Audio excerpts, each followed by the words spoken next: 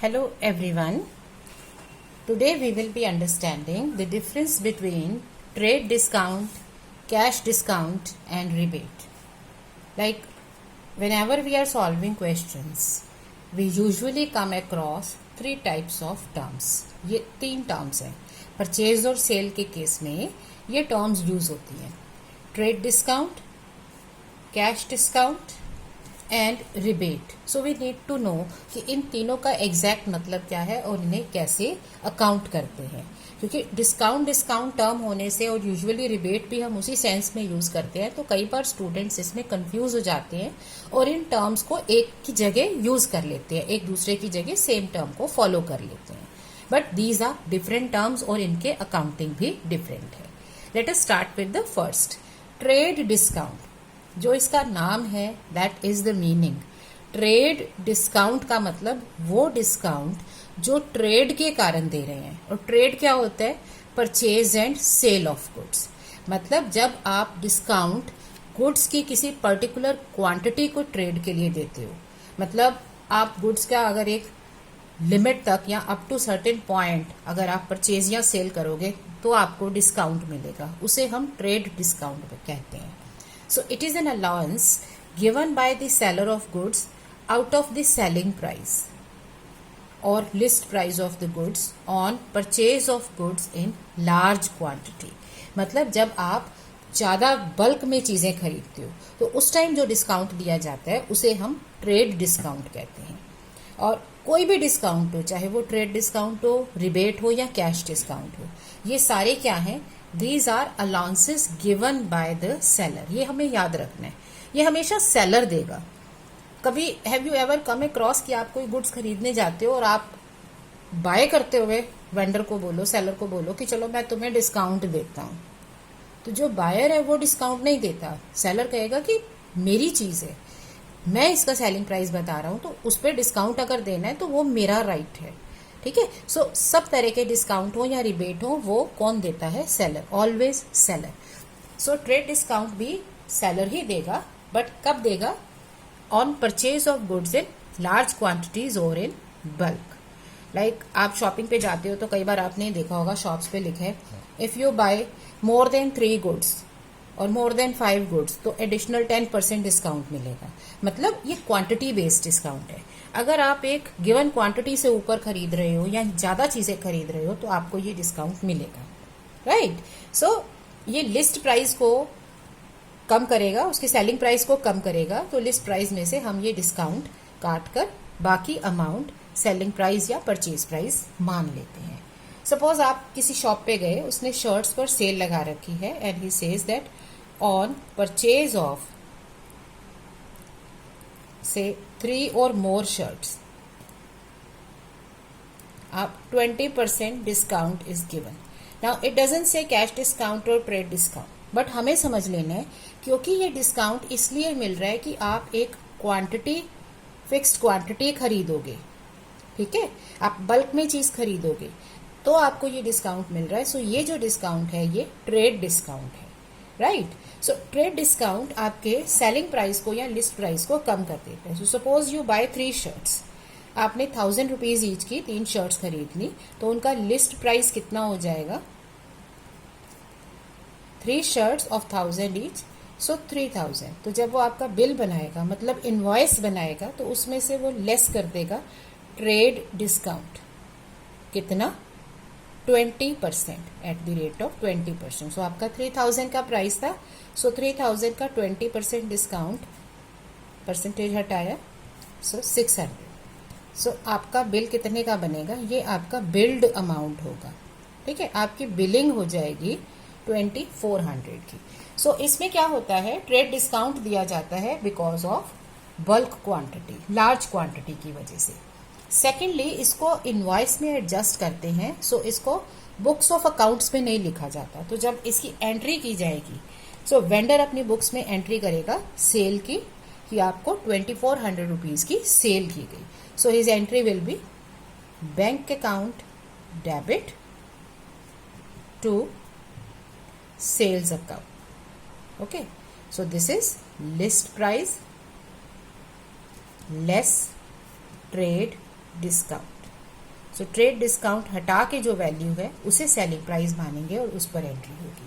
और सपोज ये आपकी कैश की जगह क्रेडिट की ट्रांजैक्शन है, सो डेटर अकाउंट डेबिट। सो इसमें एक सिंपल सेल और परचेज की एंट्री होती है और अमाउंट लेस करके लिया जाता है।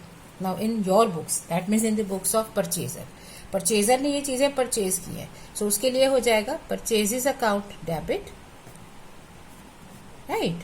सो अभी मैं मान के चल रही हूँ कि आपने पिछली जर्नल एंट्रीज रिवाइज कर ली हैं। सो आपकी एंट्री है purchases account debit to cash account और बैंक अकाउंट और टू क्रेडिटर और कस्टमर अकाउंट, अकाउंट पेबल आपको पे करना है। अगर आप अभी कैश पे कर रहे हो तो ठीक है, नहीं तो आपका वो अकाउंट पेबल या क्रेडिटर अकाउंट बन जाता है। Same list price minus trade discount. So 2400 rupees से ये दोनों पार्टीज अपनी अपनी बुक्स में एंट्री कर लेंगी। So just remember, trade discount is a kind of discount जो हम देते हैं बल्क में क्वांटिटी खरीदने के लिए, मतलब ज्यादा चीज खरीदने के लिए। सो इसको लिस्ट प्राइस में से कम करके जो नेट अमाउंट है उस पर परचेज या सेल रिकॉर्ड होती है। सो इसे इनवॉइस में रिकॉर्ड करते हैं लेकिन बुक्स ऑफ अकाउंट में नहीं आता। सो यहाँ सिर्फ 2400 आएगा, यहाँ नहीं लिखा जाएगा कि ट्रेड डिस्काउंट डेबिट या ट्रेड डिस्काउंट क्रेडिट, इसे नहीं लिखा जाता, right. Now next is cash discount. अब इसका नाम है कैश, इसका मतलब ये वो डिस्काउंट है जो कैश के टाइम दिया जाएगा, मतलब जब कैश पेमेंट का टाइम आएगा या कैश रिसीव करनी है तो उस टाइम पे जो डिस्काउंट दिया जाता है उसे हम कैश डिस्काउंट कहते हैं। सो this is also given by the seller, because जिसको पैसा लेना है वो डिस्काउंट दे सकते हैं, दूसरा डिस्काउंट मांग सकते हैं लेकिन वो अलाउ नहीं कर सकता। Are you understanding? There are two parties involve, एक होता है सेलर, एक होता है बायर। और जो सेलर है वो गुड्स को सेल कर रहा है और वो पैसा लेगा, उसका राइट है पैसा लेने का। सो वो डिसाइड कर सकता है कि वो आपको डिस्काउंट दे या ना दे। So he will be allowing you discount, allowing the discount to the buyer. लेकिन बायर को क्या है कि buyer is a passive person, उसको डिस्काउंट मिलेगा कि हाँ मैंने इतने की चीजें खरीदी और मुझे इतना डिस्काउंट मिला, ऐसे ही आप बोलते हो, ठीक है। सो इसमें बायर के लिए डिस्काउंट रिसीव्ड होता है और वेंडर के लिए डिस्काउंट अलाउड होता है। ये टर्म्स याद रखो। इवन ट्रेड डिस्काउंट भी अगर हमें लिखना है तो वेंडर के लिए, सेलर के लिए ये डिस्काउंट अलाउड है और बायर के लिए ये डिस्काउंट रिसीव्ड है। सेम केस है यहाँ भी। आप इसको जनरल वे में समझो। कई बार स्टूडेंट्स कंफ्यूज हो जाते हैं कि हम टर्म कौन सी यूज करें, डिस्काउंट अलाउ करें या डिस्काउंट रिसीव्ड टर्म करें। सो आप अपने पर सोचिए एज अ पर्सन, अगर आप किसी को पैसा दे रहे हो, ठीक है, आपने किसी को 1000 रुपीज पे करने हैं, वो पर्सन आपको कहता है कि अच्छा ठीक है अभी पेमेंट कर दो, प्रॉम्प्ट पेमेंट चाहिए मुझे, जल्दी पेमेंट करो मुझे, मैं तुम्हें 100 रुपीज का डिस्काउंट देता हूँ। सो आप क्या बोलोगे? अब जो पे करने वाला है, जो परचेजर है, वो क्या बोलेगा कि मैंने 1000 रुपीज की चीज ली और मुझे 100 रुपीज का डिस्काउंट मिला, रिसीव हुआ, ठीक है। सो पे करने वाले के लिए और परचेजर के लिए डिस्काउंट रिसीव्ड होता है और सेलर के लिए और पैसा रिसीव करने वाले के लिए, रिसीवर के लिए डिस्काउंट अलाउ होते हैं। ये जनरल वे है बात करने का, ठीक है। So cash discount is a discount allowed by the seller of the goods to encourage prompt और अर्ली पेमेंट। सो जब आपको पेमेंट की बारी आती है तो उस पर आप ये डिस्काउंट अलाउ कर देते हो। सो it is allowed at the time of payment और रिसिप्ट ऑफ अमाउंट। तो जब पैसा पे करना है या रिसीव करना है उस टाइम पर ये एंट्री होती है। Like in the same example अगर हम इसे कंटिन्यू करें, आपने 2400 रुपीज की सेल कर दी। सपोज जो वेंडर है, जो सेलर है वो है रवि और जो बायर है वो है मोहन, ठीक है। सो परचेजर और सेलर ऑन द कंडीशन कि ये जो 2400 रुपीज है ये आपको पे करने हैं विद इन 15 डेज, राइट। अब वो 15 डेज में ये पेमेंट कर सकते हैं। But suppose after some time Ravi को पैसे की जल्दी जरूरत है, सो वो मोहन को ऑप्शन देता है कि अगर तुम within a week payment कर दो तो मैं तुम्हें एडिशनल 10% डिस्काउंट दे दूंगा। अब ये जो एडिशनल 10% डिस्काउंट है आप किस लिए दे रहे हो? ताकि वो आपको प्रॉम्प्ट पेमेंट, अर्ली पेमेंट कर दे। सो ये वाला डिस्काउंट माना जाता है cash discount. So cash discount is a discount allowed by the seller, अभी भी ये सेलर अलाउ करेगा, टू एनकरेज प्रॉम्प्ट पेमेंट। सो ही में से टू मोहन कि ठीक है 2400 तुम्हारा अमाउंट है बट तुम मुझे अभी पेमेंट कर दोगे तो मैं तुम्हें 10% और डिस्काउंट दे दूंगा। सो कैश डिस्काउंट कितना हो जाएगा, अब आपकी ट्रांजैक्शन है 2400 की, ठीक है, इसमें डिस्काउंट हो गया, अमाउंट जो है आपका 2400 है। अब इसमें कैश डिस्काउंट कितना हो गया, 10%। सो आपका जो अमाउंट रिसीव या पेड होगा 2160, तो इतना पैसा आपको देना पड़ेगा। सो cash discount usually trade discount के बाद अकाउंट होता है और कैश डिस्काउंट को एंटर किया जाता है बुक्स में। क्यों? क्योंकि इससे पहले 2400 ऑलरेडी बुक्स में आ चुके हैं। सो जब आप अपनी बुक्स में 2400 एज रिसीवेबल और एज पेबल लिख चुके हो, तो अब आपको बताना पड़ेगा कि इसमें से अगर मुझे पैसा कम मिल रहा है या कम पे कर रहा हूं तो बाकी डिस्काउंट है। So cash discount is recorded in the books of both the parties.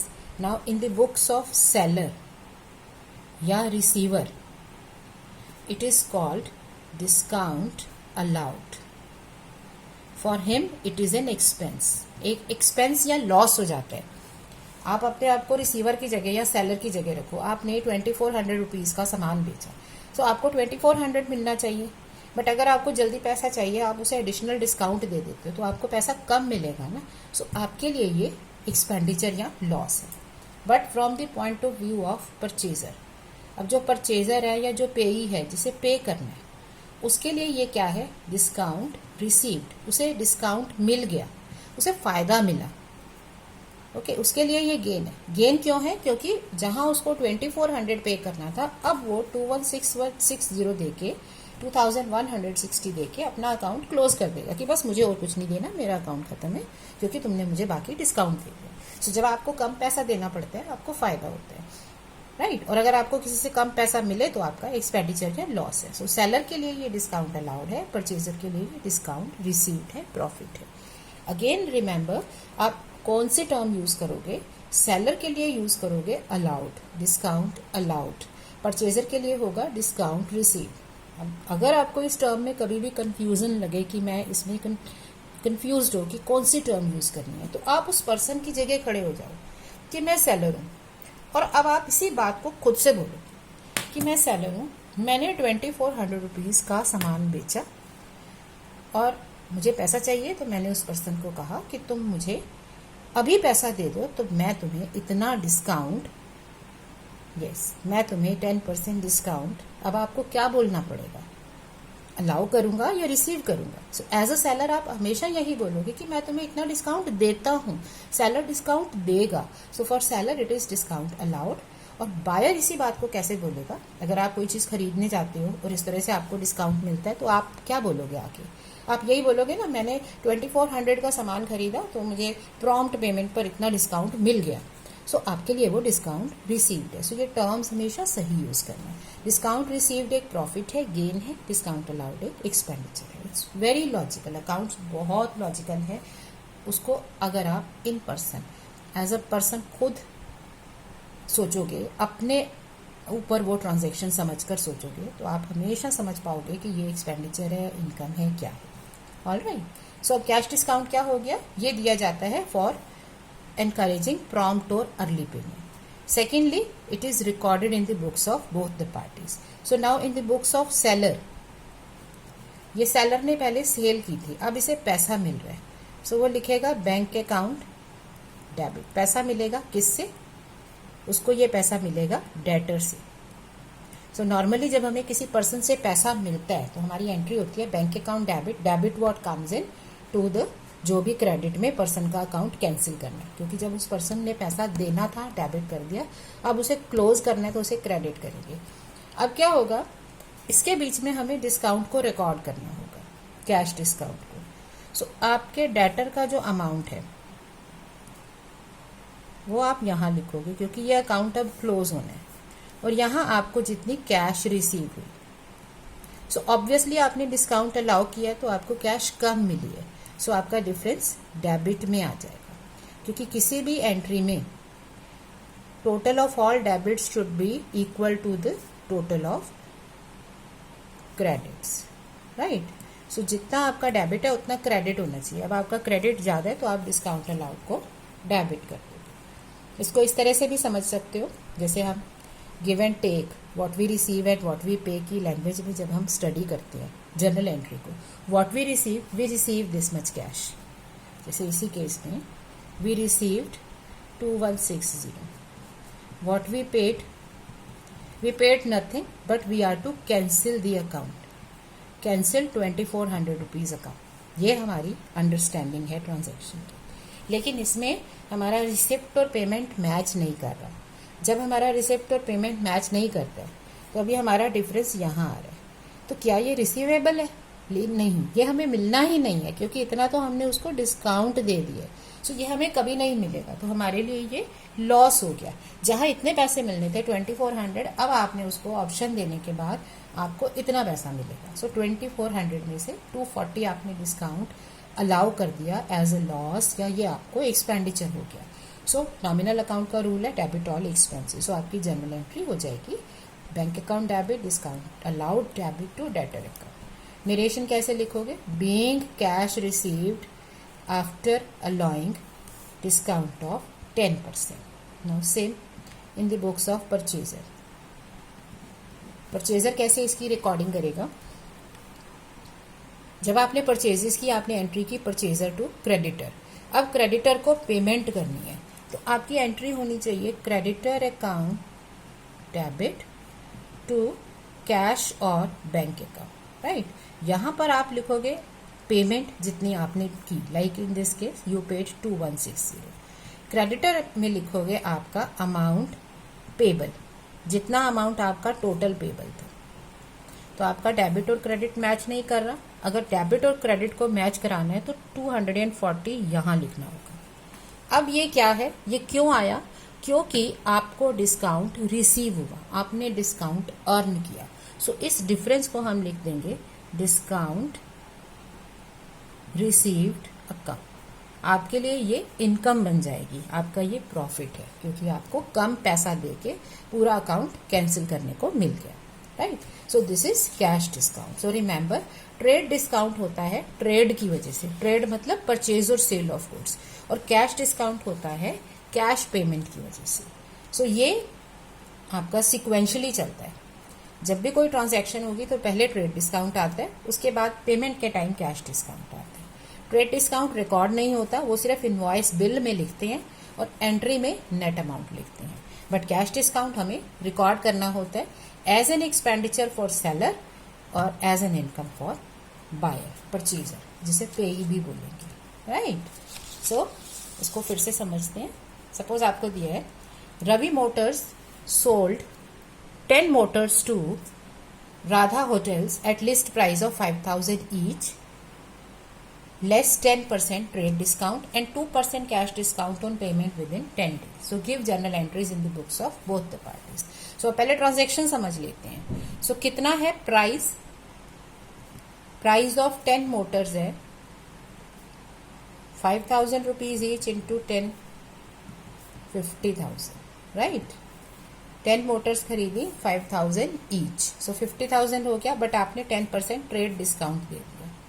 So trade discount आप सबसे पहले माइनस कर देते हो 10%। इसका मतलब आपकी ट्रांजैक्शन हो गई 45,000। तो ये ट्रांजैक्शन आपकी बुक्स ऑफ अकाउंट में जाएगी, ये आपका बिल बन जाएगा। प्राइस लेस ट्रेड डिस्काउंट, ये बिल बन गया, तो आपके इनवॉइस में आ जाएगा, बट एंट्री करते हुए 45,000 आएगा। अब उसका नेक्स्ट स्टेप क्या है? पेमेंट। सो जब पेमेंट होगी तो 2% एडिशनल डिस्काउंट दोगे, सो लेस। अब ये हो जाएगा कैश डिस्काउंट। सो अब पेमेंट कितनी करनी है? पेमेंट करनी है 45,000 की, तो जो 2% डिस्काउंट है वो आपको देना पड़ेगा पेमेंट के लिए। तो इसकी पेमेंट के लिए आप डिस्काउंट दोगे, सो ये हो जाएगा 900। सो 44,100 आपका अमाउंट फाइनल रिसीव्ड और पेड होगा। सो अब इसकी एंट्री अगर हमें करनी है रवि मोटर्स लिमिटेड, और दूसरी पार्टी है हमारी Radha hotels, okay. Now first consider Ravi motors. So Ravi motors कौन है इसमें? Ravi motors is selling motors. So अगर आप कुछ सेल करते हो, राइट, आपने कुछ भी सेल किया, तो आपकी एंट्री क्या होती है? जब भी हमें एंट्री स्टडी करनी होती है, हम what we receive and what we pay, उसके अकॉर्डिंगली स्टडी करते हैं। तो आपने क्या दिया और क्या मिला? अब रवि मोटर्स ने मोटर्स बेची, तो इसका मतलब उन्होंने पे या गिव क्या किया, उन्होंने सेल कर दी, मोटर बेच दी तो सेल कर दी। ठीक है, मिला क्या, इसके बदले में हमें पैसा मिलना चाहिए था, लेकिन अभी मिला नहीं है, वो तो बाद में मिल रहा है। सो अभी आपको एक अकाउंट रिसीवेबल मिल गया, रिसीव नहीं हो रहा, रिसीवेबल हो गया। किसका अकाउंट हो गया, राधा होटल्स का। सो राधा होटल्स हमारे रिसीवेबल या डेटर बन गए और हमने सेल कर दी। अमाउंट है 45,000, क्योंकि ये वाला डिस्काउंट ट्रेड डिस्काउंट बुक्स में नहीं आता। सो रवि मोटर्स इसकी एंट्री क्या करेगा, जो आ रहा है वो debit, that means Radha hotels account debit to sales account 45,000। All right, आप लिख दोगे being the sale of 10 motors of 5,000 each at 10% trade discount. So narration में हम हिंट दे सकते हैं। सेकेंड ट्रांजैक्शन क्या हुई, अब पैसा आएगा 2% डिस्काउंट पे। सो अब इसका सेकेंड क्या है, सेकेंड केस में अब क्या होगा, आपको रिसीव होगा, आपको क्या रिसीव होगा, कैश, लेकिन कितना, 44,100 दिया क्या, अब आपने कुछ नहीं दिया, आपने पहले दे दिया था, आपने पहले सेल कर दी थी। तो ये जो अकाउंट आपने यहाँ क्रिएट किया था, अब उसे आपको क्लोज करना पड़ेगा 45,000 से। बट हमारा डेबिट क्रेडिट मैच नहीं कर रहा, तो 900 रुपीज हमारा क्या हो गया, कैश डिस्काउंट। और इस पर्सन के लिए ये क्या होगा, अलाउड, डिस्काउंट अलाउड, क्योंकि रवि मोटर्स क्या कहेगा, मैंने मोटर बेची, इसके बदले में मुझे 45,000 मिलने थे, लेकिन मैंने 2% डिस्काउंट अलाउ कर दिया कि मुझे जल्दी पेमेंट कर दो। सो ये डिस्काउंट अलाउड है और इस पर्सन के लिए ये एक्सपेंडिचर है, क्योंकि ये वो अमाउंट है जो रिसीव हो सकता था लेकिन होगा नहीं, क्योंकि आपने इसे डिस्काउंट के तौर पे दे दिया। सो अब इसकी एंट्री क्या होगी, डेबिट जो आ रहा है। सो आ क्या रहा है आपके पास, cash. So cash account debit 44,100, discount allowed account debit 900 to Radha hotels account. ठीक है, सो इस तरह से इसकी एंट्री की जाती है नरेशन में, being the cash received after cash discount of 2%। इसमें कैश डिस्काउंट लिखने की जरूरत नहीं होती है, क्योंकि बुक्स में कैश डिस्काउंट ही लिखा जाता है, ट्रेड डिस्काउंट तो आता ही नहीं है। Now coming to same transactions for Radha motors. अब राधा होटल्स ने क्या किया, पहला इसका रिवर्स है, इन्होंने अगर मोटर खरीदी बेची है तो राधा होटल्स ने क्या किया है, उन्होंने मोटर्स खरीदी है। सो राधा होटल्स के हिसाब से उन्होंने क्या रिसीव किया, उनको मोटर्स मिल गए। ठीक है, परचेजेस लिखेंगे, और अगर एज अ एसेट ले रहे हैं तो मोटर्स अकाउंट लिखेंगे। सो क्योंकि हमें कुछ बताया नहीं है, बीइंग होटल्स, तो हम ये मान सकते हैं कि इन्होंने मोटर्स अपने होटल के लिए खरीदी है। सो इन्होंने एसेट खरीद ली। अब इन्होंने इसके बदले में पे क्या किया, डिड दे पे, अभी पे नहीं किया क्योंकि पेमेंट के टाइम तो डिस्काउंट मिल रहा है, तो उस टाइम पे इन्होंने पे नहीं किया, इसका मतलब उन्होंने पेबल जनरेट कर दिया। किसको पेबल हो गया अमाउंट, रवि मोटर्स लिमिटेड को। सो एंट्री क्या होगी, जो आ रहा है वो डेबिट कर दो, motors account debit to Ravi motors limited. Okay, so ये हो गई entry, being the purchase of 10 motors. Secondly payment, उसके बाद आपने 2% डिस्काउंट पे पेमेंट कर दी। सो अब सेकेंड एंट्री में अब आप रिसीव और पे में क्या कर रहे हो, आप पे कर रहे हो 44,100। ठीक है, पे कर रहे हो, उसके बदले में रिसीव क्या हो रहा है, रिसीव कुछ नहीं हो रहा, क्योंकि पहले ऑलरेडी हमने कुछ ले लिया था, हमने रवि मोटर से मोटर रिसीव कर ली थी। तो अब सिर्फ हमें इनका अकाउंट क्लोज कर देना। अकाउंट था 45 पे, सो 900 रुपीज जो है ये हमारा डिस्काउंट रिसीव्ड हो गया, ये हमें डिस्काउंट मिल गया, हमें फायदा हो गया। कहाँ हमें 45,000 पे करना था, बट अब हम 44,100 पे ही अकाउंट क्लोज कर देंगे। सो 900 हमारी इनकम। सो एंट्री क्या होगी, जो आ रहा है वो डेबिट। सो क्या था ये, रवि मोटर्स का अकाउंट कैंसिल करना था। So Ravi motors limited account debit 45,000 to cash और bank account to discount received account. तो इनको डिस्काउंट रिसीव हुआ क्रेडिट इनकी इनकम। यहाँ आप नरेशन दे देंगे being cash paid after 2% discount, right. So इस तरह से हम ट्रेड डिस्काउंट और कैश डिस्काउंट को डील करते हैं। अब तीसरी चीज इससे मिलती जुलती है rebate. Rebate is basically reduction in the value of goods sold by the seller for the reasons other than for which discount is allowed. मतलब जिन रीजंस की वजह से डिस्काउंट अलाउ करते हैं। डिस्काउंट के रीजंस क्या है? प्रॉम्प्ट पेमेंट और बल्क परचेज और सेल। तो इन दोनों रीजंस के अलावा अगर किसी और रीजन से आप वैल्यू को, गुड्स की वैल्यू को कम करते हो तो उसे कहते हैं रिबेट। इसके कई रीजंस हो सकते हैं। One of these is poor quality of goods. Suppose आपने गुड्स बेचे, सेम अगर हम क्वेश्चन लें, राधा मोटर्स ने से 5 मोटर्स ऑफ 1000 रुपीज ईच बेची और ट्रेड डिस्काउंट दे दिया 10%। ओके,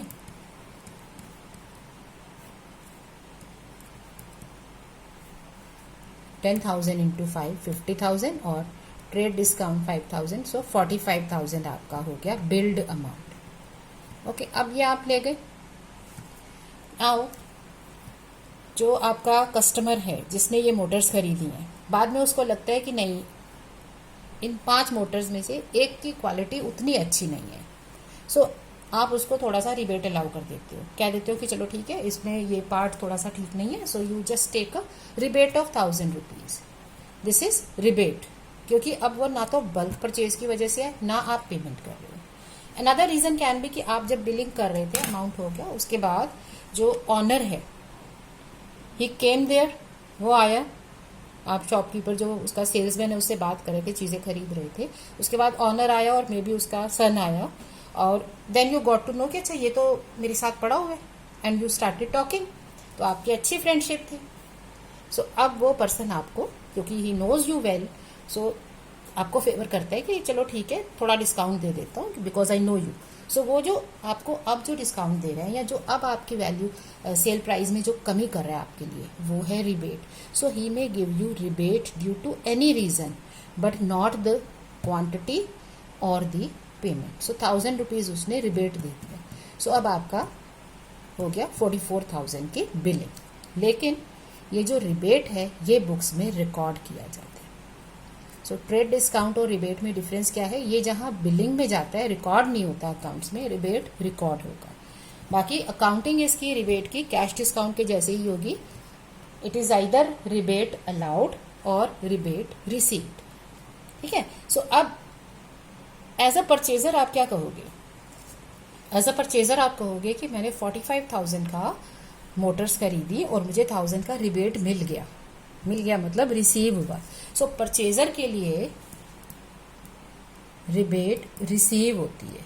ही कॉल्स इट और records it as rebate received. और सेलर के लिए ये होती है रिबेट अलाउड। सो इसकी एंट्री कब होगी? इसकी एंट्री होती है परचेज और सेल के टाइम पे। So at the time of sale. तो वेंडर क्या एंट्री करेगा? वेंडर एंट्री करता है सेल की, डेटर अकाउंट डेबिट और cash account debit to sales account, right. लेकिन अब इस सेल में से कुछ अमाउंट उसने रिबेट अलाउ कर दिया। सो वो लिखेगा rebate, debtor account debit, rebate allowed account debit to sales account. So sale आपकी थी 45,000 की, 1000 उसमें से उसने रिबेट दे दिया, तो आप डेटर बन गए 44,000 के लिए।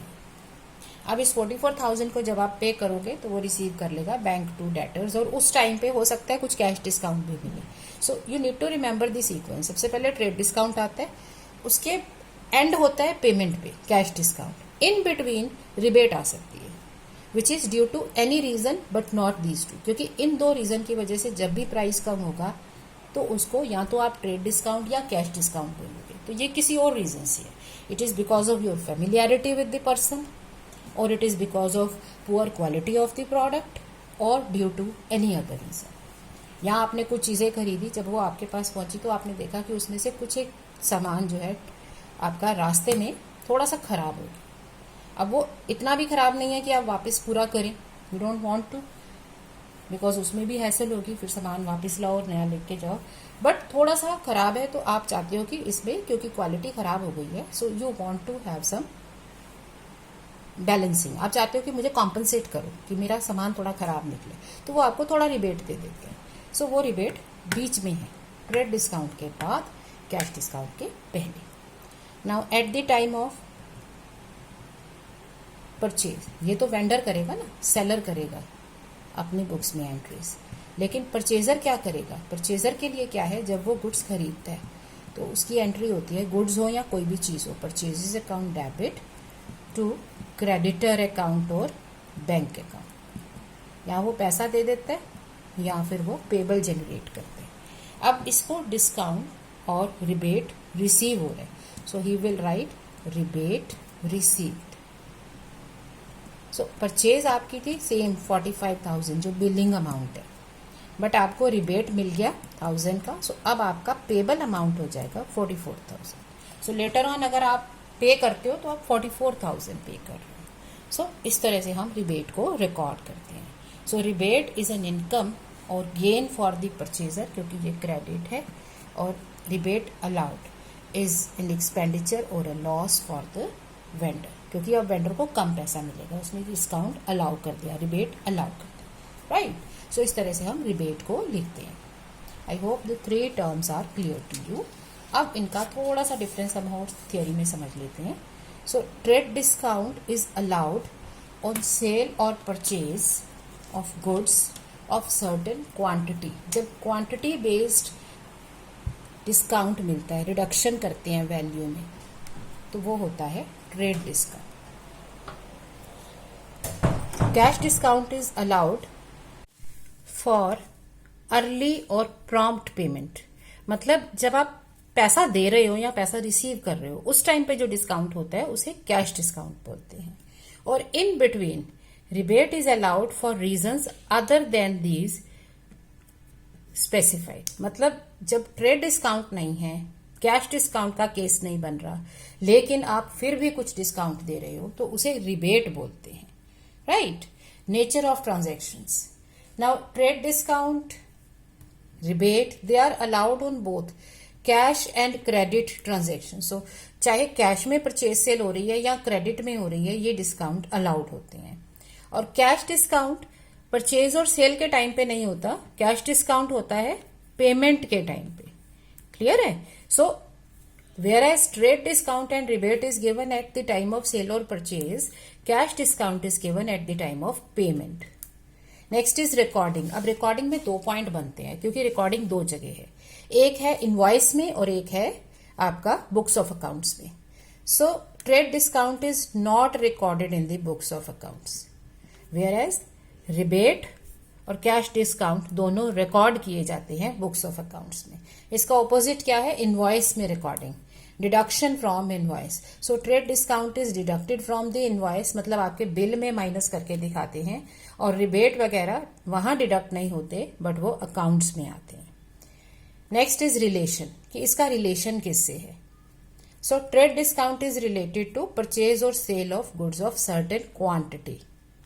Rebate is allowed to purchase और sale only, so purchase sale की ट्रांजेक्शन पे होगा। कैश डिस्काउंट पेमेंट के टाइम होगा। And finally the reason of trade discount क्या है? बल्क परचेज और sale. So when you buy और sale goods on large quantities, तो आपका ट्रेड डिस्काउंट आता है। रिबेट आता है जब आपके पास कोई और रीजन हो अदर देन ट्रेड और कैश डिस्काउंट। सो ये क्वालिटी हो सकती है, आपका फ्रेंडली रिलेशंस हो सकते हैं विद द वेंडर, कोई भी और रीजन हो। सो उस रीजन से जब भी आपके प्रोडक्ट की प्राइस में कमी की जाती है तो उसको हम बोलते हैं rebate. So it is any reason other than the reasons discussed in first and third category. और कैश डिस्काउंट का तो बार बार है कि रीजन है प्रॉम्प्ट और early payment. Alright, so I hope the 3 terms are clear to you. ये तीनों terms और उनकी अकाउंटिंग आपको क्लियर होगी।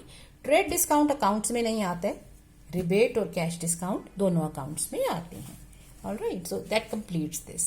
सो नेक्स्ट वीडियो में आप देखोगे next set of journal entries. Thank you.